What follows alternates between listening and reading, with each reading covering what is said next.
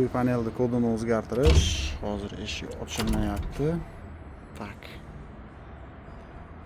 2025 reshotka hozirgi kodi.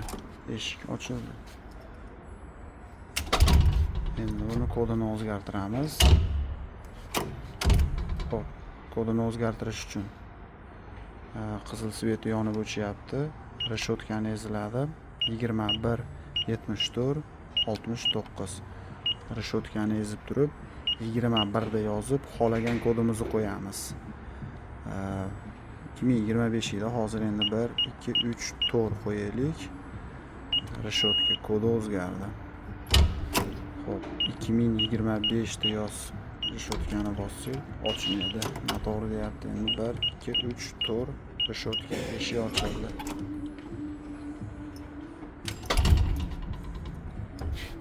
Xo'p, jeton qo'shish uchun jeton kirmagan, tushmayapti deyapti. Buni kirgizish kerak. Kirgizish uchun reshotka 21 74 69 reshotkani ezgandan keyin birda bosib jetonlarni tegizilaveradi.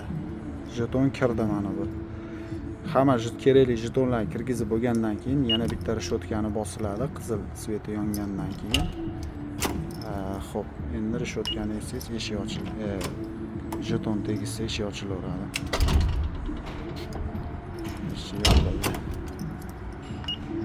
Eshik ochildi.